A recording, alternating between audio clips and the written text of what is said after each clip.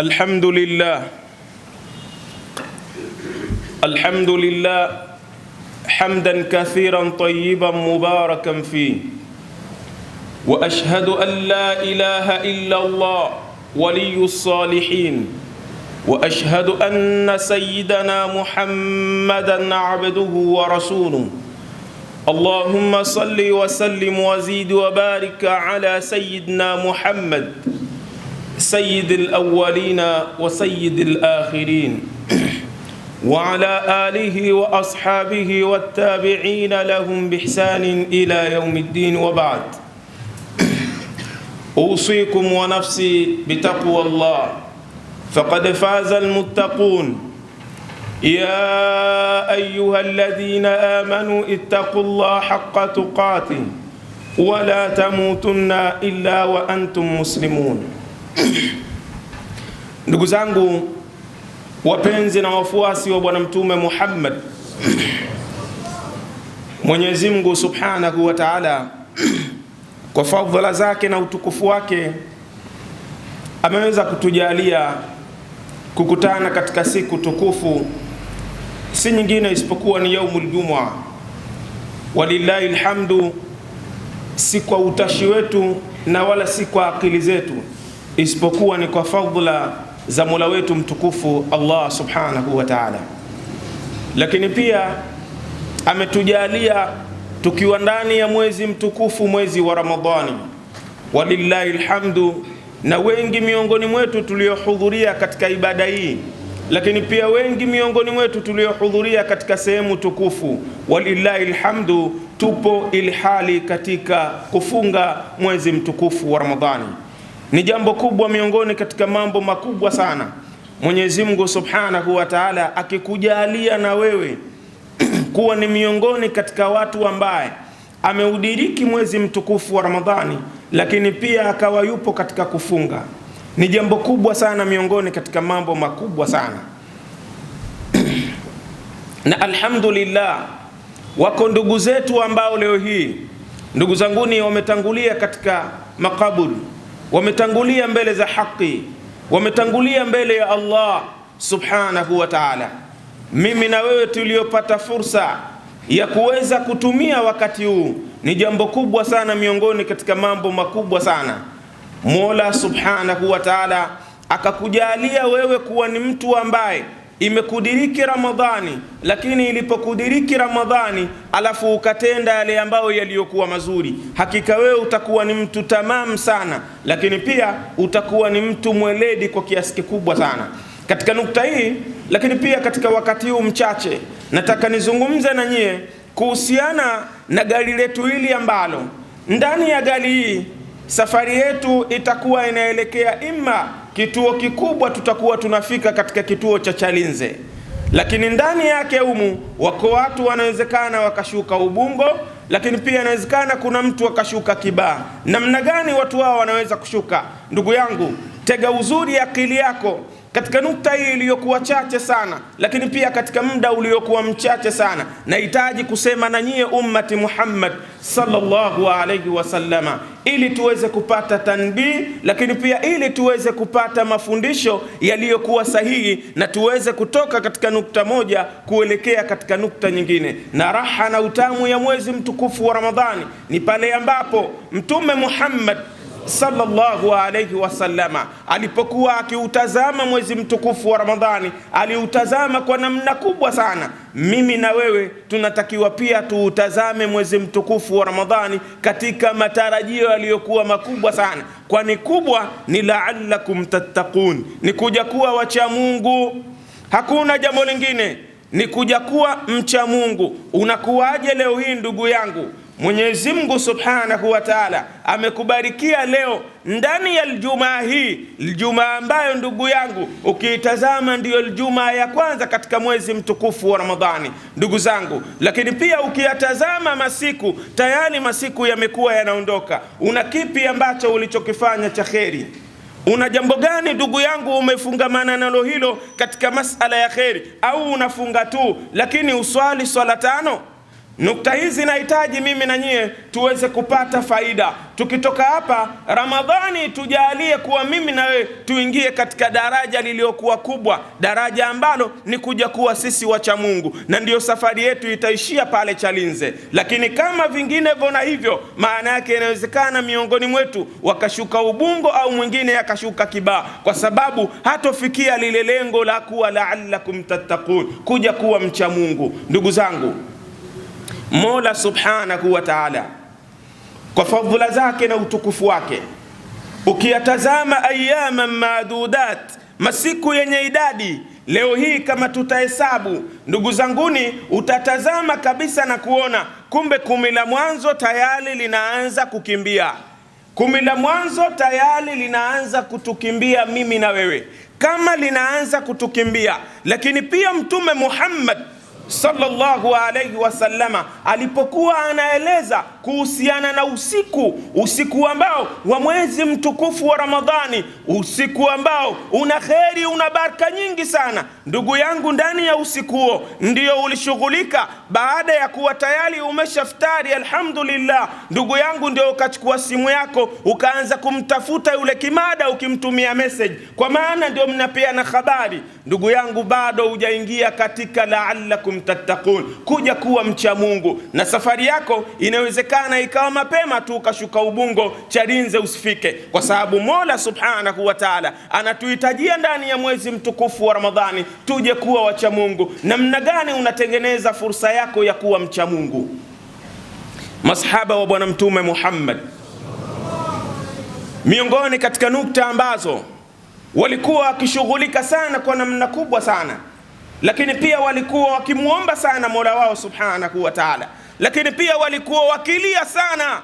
Hawakulia isipokuwa ndani ya mwezi mtukufu wa Ramadhani. Waliitamani Ramadhani ingalikuwa mwaka mzima kwa sababu ya fursa ambazo zinapatikaniwa ndani yake. Lakini ndugu yangu, leo hii hebu nijiulize mimi na wewe, lakini pia hebu jiulize katika nafsi yako, bali al-insanu ala nafsihi basira. Jiulize mwenyewe katika nafsi yako. Yawezekana toka Ramadhani ianze mpaka Ramadhani leo hii zimeingia siku takriban kadhaa.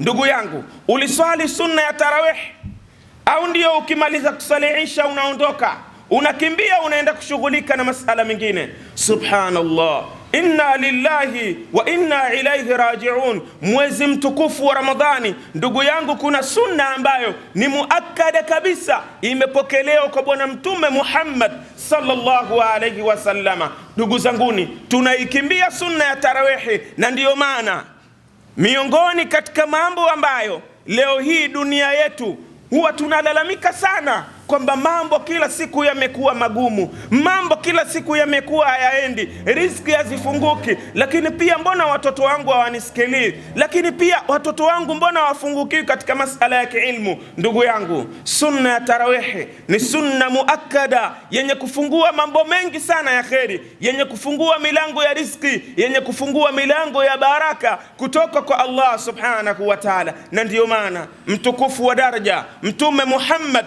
sallallahu alayhi wasallama alikionekana Mtume swala ya tarawih akiswali, lakini pia Mtume alikionekana akipambana katika mwezi mtukufu wa Ramadhani kuzitafuta radhi za Mola wake subhanahu wa ta'ala. Mimi na wewe ni nani? Lakini pia kama wewe ambaye leo hii huna wa kumuiga, unamuiga nani zaidi ya Bwana Mtume Muhammad sallallahu alayhi wasallama? Na Ramadhani ndiyo gari letu ndugu yangu. Gari hili linahitajika mimi na wewe litupeleke katika la'allakum tattaqun, kuja kuwa sisi wacha Mungu. Maana yake safari yetu ya Chalinze inatakiwa igote ikiwa na nukta hii. Kama haitogota na nukta hii, ndiyo mwisho wa siku mimi na wewe ndugu zangu, Ramadhani ina kawaida ya kuondoka na kurudi, lakini mimi na wewe hatuna kawaida ya kurudi kwa sababu hatuna vibali. Lakini Ramadhani ina kibali kutoka kwa Allah subhanahu wa ta'ala. Umefanya nini ndani ya 10 la rehma? Umepata rehma ya Allah subhanahu wa ta'ala? Mpaka leo wewe tayari umepata rehma ya Mola wako subhanahu wa ta'ala? Namna gani unaitafuta rehma ya Mola wako subhanahu wa ta'ala? Ikiwa Mola subhanahu wa ta'ala ananiambia mimi na wewe katika suratul A'raf aya nambari 56, Allah subhanahu wa ta'ala anasema inna rahmatallah qaribun minal muhsinin, hakika rehma za Allah tabaraka wa taala zipo karibu na wale ambao wenye kutenda yaliyokuwa mazuri. Ndugu yangu, wale ambao wenye kutenda matendo yaliyokuwa mazuri, sio yule ambaye tu, hapana. Rehma ya Allah subhanahu wa ta'ala ipo karibu na yule ambaye mwenye kutenda yale ambayo yaliyokuwa mazuri. Mwezi mtukufu wa Ramadhani ni mwezi wa kukithirisha kutenda mazuri. Ukitenda mazuri ndugu yangu, mwezi mtukufu wa Ramadhani utapata rehma ya Mola wako subhanahu wa ta'ala. Lakini jiulize ndugu yangu, ndani ya masiku machache yaliyobakia, ndugu yangu, jiulize katika akili yako, na wewe leo hii unajiona, na wewe leo hii ni mtu ambaye mwenye kutafakari, lakini pia ni mtu ambaye mwenye kukumbuka. Ndugu yangu, mpaka leo hii inawezekana akaja yule ambaye akawa ndiyo mfanya mahesabu, akakwambia na kukuuliza, ndugu yangu, je, umerehemewa katika 10 la mwanzo? Lakini je, Ramadhani leo hii imekudiriki, una kipi ulichokipata? Una hazina gani uliondoka nayo? Ilhali mimi na wewe ndugu yangu hatuna kibali cha kuishi katika ulimwengu wa dunia. Kibali ametuachia Allah subhanahu wa ta'ala. Wakati wote Mola anaweza akakichukua. Namna gani ukichukuliwa ndugu yangu ukutwe na wewe ili hali umepata rehma ya Mola wako subhanahu wa ta'ala? Ni hali ya juu sana ya watu wenye kutafakari, ni hali ya juu kwa watu wenye kufikiri kwa namna kubwa sana, lakini pia wakitazama nukta miongoni katika nukta kubwa sana. Ni mtazame yule ambaye akiitwa Sayyidina Umar ibn al-Khattab, akiwa mpokezi wa hadithi ya bwana mtume Muhammad sallallahu alayhi wasallama. Siku ambayo alipokuja yule Jibril kuja kwa mtume Muhammad sallallahu alayhi wasallama na kumuuliza masali mbalimbali, miongoni katika sali alimuuliza, mal ihsani ya Rasulullah, nini maana ya ihsan, nini maana ya wema, nini kutenda wema? Ndugu yangu Muislamu, hebu sikiliza uzuri, ili uwe karibu na rehma za Mola wako subhanahu wa ta'ala, inatakiwa utende mema yaliyokuwa mazuri, utende khairati nzuri sana, ili uweze kujikurubisha kwa Mola wako subhanahu wa ta'ala. Akamwambia, ihsan an ta'budu Allah ka'annaka tarah fa in lam takun tarahu fa innahu yarak. Ukisikia ihsani, maana yake ni kumwabudia Allah subhanahu wa ta'ala kana kwamba unamuona, kana kwamba unamuona Mola wako subhanahu wa ta'ala. Ewe ndugu yangu, nikuulize swali miongoni katika swali. Ikiwa leo hii umetoka mguu mosi mguu pili ukaja msikitini kwa lengo la kutekeleza ibada ya kumwabudia Mola wako subhanahu wa ta'ala, iweje leo hii ndugu yangu ulipotoka kwamba ninakuja msikitini, lakini pia ndani ya mwezi mtukufu wa Ramadhani, ndugu yangu, ukashindwa kusema na nafsi yako na kuiambia, kama ninakwenda kuswali leo hii, ndugu yangu, ndani ya mimi, je, kuna riziki yoyote nimeitoa kwa ajili ya Mola wangu subhanahu wa ta'ala? Kuna sadaka yoyote mimi nimeiandaa kwa kutaka radhi za Mola wangu subhanahu wa ta'ala? Au ndiyo basi tu nitakwenda nitaswali, baada ya hapo nitaondoka? Ndugu yangu, la shawakalla, bado utakuwa hujakurubia katika rehma za Allah subhanahu wa ta'ala, kwa sababu Mola subhanahu wa ta'ala anahitaji matendo yetu yawe mazuri. Inawezekana miezi mingine mimi na wewe Ijumaa tulikuwa hatutoi sadaka, lakini ndugu yangu, mwezi mtukufu wa Ramadhani ndiyo mwezi wa kukithirisha kutoa sadaka, kwa sababu kuna kheri nyingi sana na kuna baraka nyingi sana. Kwanza unaitia baraka biashara yako, lakini pia unatia baraka ndani ya maisha yako, kwa sababu mwezi mtukufu wa Ramadhani ni mwezi wenye baraka, ni mwezi ambao Allah subhanahu wa ta'ala ndani yake ameteremsha al-Qur'an al-Karim.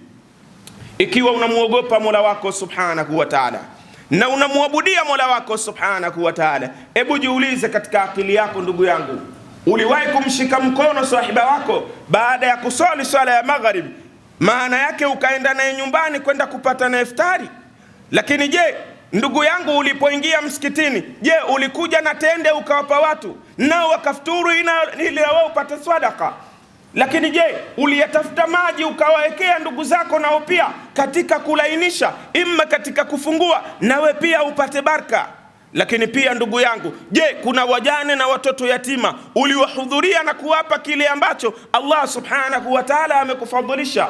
Inna rahmatallah qaribun minal muhsinin, hakika rehma za Allah subhanahu wa ta'ala zipo karibu na wale ambao wenye kutenda matendo yaliyokuwa mazuri. Tenda matendo yaliyokuwa mazuri sasa hivi, usiseme nitatenda kesho. Ndugu yangu, 10 la rehma linaondoka, na mimi na wewe tunahitaji rehma ya Allah subhanahu wa ta'ala. Lakini rehma ya Allah subhanahu wa ta'ala haiji kirahisi rahisi, inahitaji moyo wako na nafsi yako uikandamize kwa hali ya juu sana, ili uwe miongoni katika watu ambao wazuri na watu wenye kutenda mema. أقول قولي هذا وأستغفر الله العلي العظيم فاستغفروه إنه هو الغفور الرحيم وهو البر الكريم. ادعوا الله وأنتم موقنون بالإجابة. الحمد لله على كل حال، نشكرك يا ذا الجلال والإكرام، والصلاة والسلام على النبي المختار سيدنا محمد أبا القاسم صلوات ربي وسلام إلى يوم الدين، وبعد.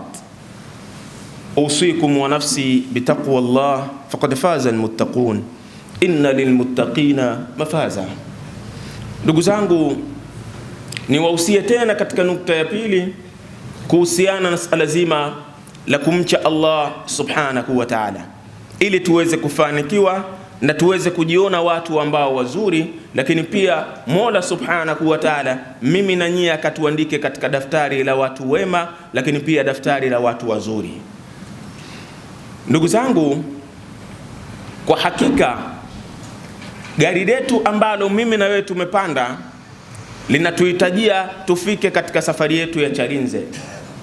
Kama inahitajika tufike huko, lengo na makusudio ni la'allakum tattaqun, ni kuja kuwa sisi wacha Mungu. Na kama namna ya kwanza ya ucha Mungu kupitia gari letu hilo likiwa na kituo miongoni katika kituo cha rahma, kituo ambacho kinatuhitajia mimi na wewe tuwe na mazingatio ya hali ya juu sana. Umepata rehma ya Mola wako subhanahu wa ta'ala? Ikiwa leo hii kuna wakati ambao maisha tuliyokuwa tunaishi kabla ya mwezi mtukufu wa Ramadhani, yawezekana miongoni mwetu tulikuwa tukishughulika na mambo ambayo si ya kumwabudia Allah subhanahu wa ta'ala. Lakini Mwenyezi Mungu subhanahu wa ta'ala alipojalia mwezi mtukufu wa Ramadhani ulipoingia, walillahi alhamdu, misikiti ikaonekana yenye kujaa, ikaonekana yenye baraka nyingi sana. Walillahi alhamdu, kila mmoja anayepita nje usema alhamdulillah, mashaallah, kweli mwezi mtukufu wa Ramadhani.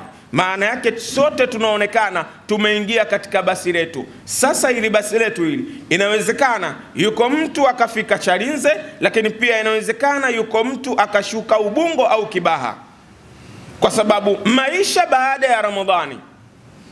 Na ili tuweze kupata kurehmewa namna ya Mwenyezi Mungu subhanahu wa ta'ala akiturehemu mimi na wewe, ndani ya kuturehemu alafu baada ya hapo ukarudi tena katika yale ambayo yaliyokuwa mabaya, yaliyokuwa maasi, ndugu yangu, la hasha wakalla. Ramadhani ndugu yangu, Ramadhani ni mwezi mtukufu katika miezi mitukufu, na umekuwa mtukufu kwa sababu ndani yake Allah subhanahu wa ta'ala ameiteremsha Al-Qur'an Al-Karim, ambao ndiyo muongozo wetu mimi na wewe ndugu yangu. Kwa nini leo hii unashindwa kuitazama Qur'ani? Imekuelekeza nini? Qur'ani imekufundisha nini? Ikiwa Qur'ani inakuhitajia wewe ukae karibu na rehma za Allah subhanahu wa ta'ala, lakini kuwa karibu na rehma za Allah subhanahu wa ta'ala ni kutenda yale ambayo yaliyokuwa mazuri. Ndugu yangu, unatenda mazuri ndani ya mwezi mmoja, baada ya miezi mingine unaendelea kutenda mabaya, la hasha wakalla. Bado hujajitambua, bado hujatazama. Lakini wako watu miongoni mwetu leo hii, baada ya kuftari tu, yuko mtu leo hii yawezekana akatengeneza mipango na akatafuta ushahidi kabisa, akakwambia kabla sijaftari, akisikia adhana anafungua na sigara. Yani yuko mtu leo hii kule kufungua kwake anafungua na sigara, wakati Mtume Muhammad sallallahu alayhi wasallama ametuelekeza kuhusiana na sunna ya kufungua kwa kutumia tende au kwa maji. lakini yuko mtu leo sigara ndio inakuwa nambari moja. Huyu kweli anapata sunna ya Mtume Muhammad?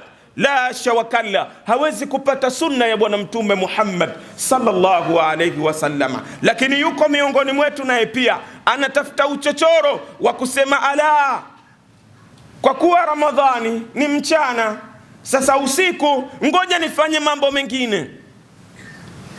Yuko mtu pia anautafuta uchochoro wa kutafuta dharba, kwa maana ya gomba, kwa maana ya mrungi, anautafuta na ale mrungi, yani baada ya kufuturu tu anawaza jambo hilo. Ndugu yangu, hebu tazama uzuri, utazame mwezi mtukufu wa Ramadhani, usiutazame kwa namna hiyo. Unahitaji rehma ya Allah subhanahu wa ta'ala ikugugubikia wewe.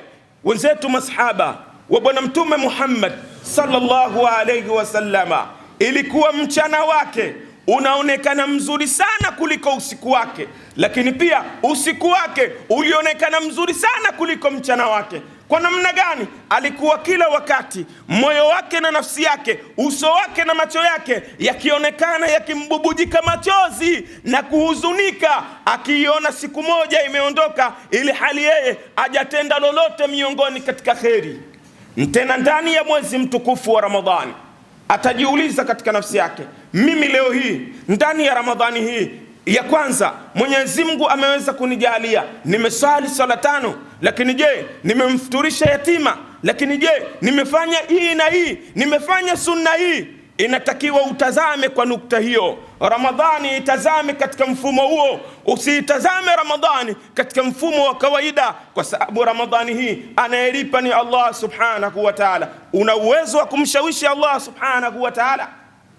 Namna gani unamshawishi Mola wako subhanahu wa ta'ala, wakati inawezekana leo hii miongoni mwetu, yani hata anapokuja kuswali nawe pia bado anakuja na lile jinzi lake ambalo limechanika chanika, lakini pia kuna mwingine atakuja na ile jezi yake ambayo iliyoandikwa Kamari, yani ndio anakuja kuzungumza na Mola wake subhanahu wa ta'ala. Inna lillahi wa inna ilayhi raji'un. Ni msiba mzito ndugu zanguni, huu ni msiba mkubwa sana, kwa sababu ulitakiwa ujiandae kwa hali ya juu sana kwa kuona kumbe Ramadhani, ikiwa Ramadhani leo hii ndiyo mwezi mtukufu unaonifanya mimi nitoke katika madhambi, unafuta kabisa madhambi na kukufanya ukiwa msafi. Sasa ndugu yangu, ikiwa kama chombo hichi kazi yake ndiyo hiyo, ikiwa gari hilo konda wake ni Mtume Muhammad sallallahu alayhi wasallama, Mtume ndio ambaye anakuelekeza namna ya kuishi katika mwezi mtukufu wa Ramadhani. Hebu mtazame yule konda ambaye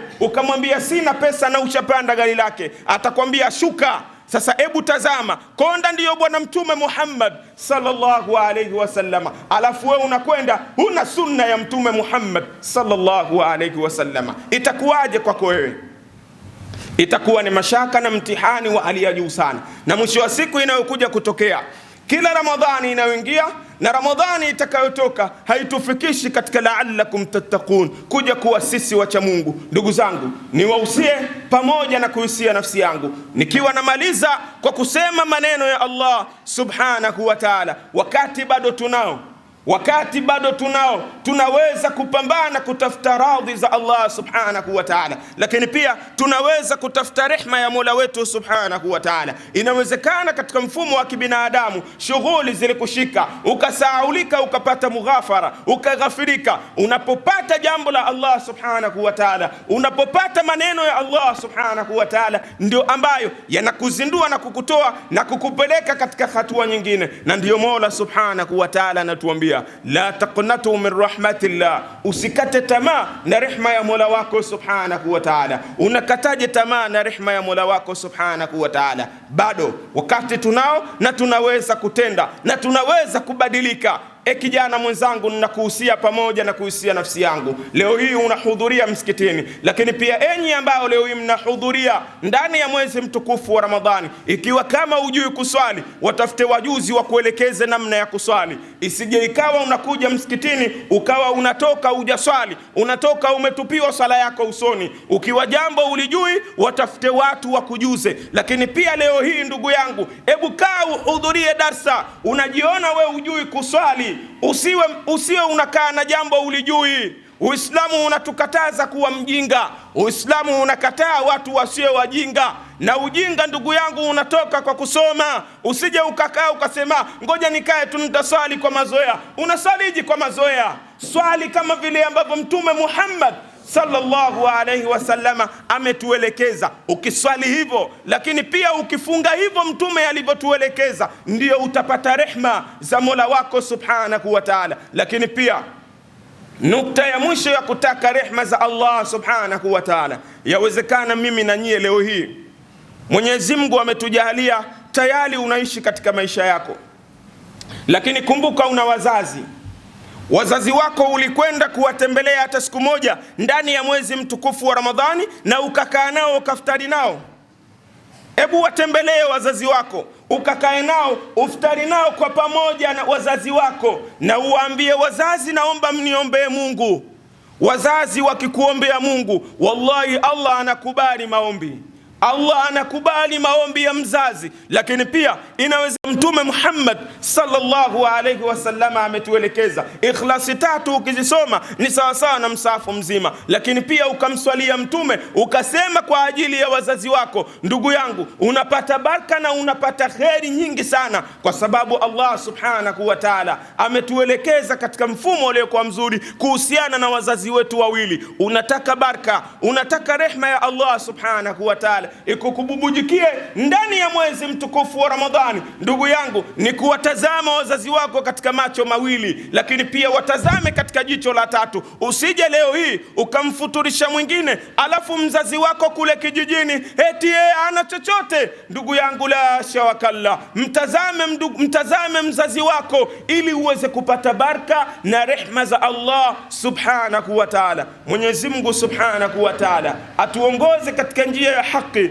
na Mwenyezi Mungu subhanahu wa ta'ala atujalie mimi na wewe tuwe ni watu ambao tutakaoingia katika rehma za Allah subhanahu wa ta'ala. Na Mwenyezi Mungu subhanahu wa ta'ala atusame pale ambapo tulipokosea katika makosa ya kibinadamu. Na Mwenyezi Mungu subhanahu wa ta'ala atujalie mimi na wewe ni watu ambao tutakaosimamia dini yetu katika mfumo uliokuwa mzuri. Na Mwenyezi Mungu subhanahu wa ta'ala awasamee wazazi wetu waliotangulia mbele za haki. Na Mwenyezi Mungu subhanahu wa ta'ala awasamee wazazi wetu wote na mashaikh wetu, hususan leo hii ndani ya nchi ya Tanzania tumepata msiba mkubwa miongoni katika misiba iliyokuwa mizito sana. Mtu wa Qur'ani ameondoka ndani ya mwezi mtukufu wa Ramadhani. Mtu wa Qur'ani ameondoka katika mwezi mtukufu wa Ramadhani. Ni msiba mzito katika misiba iliyokuwa mizito sana imetukumba ndani ya nchi yetu ya Tanzania. Mtu ambaye maisha yake yote aligubika, alipambana kuisomesha Qur'ani, lakini pia